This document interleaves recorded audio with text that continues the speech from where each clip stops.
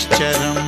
नीलाञ्जनसमाभासं रविपुत्रं यमाग्रजं छायामार्तण्डसम्भुतं तं नमामि शनैश्चरम्।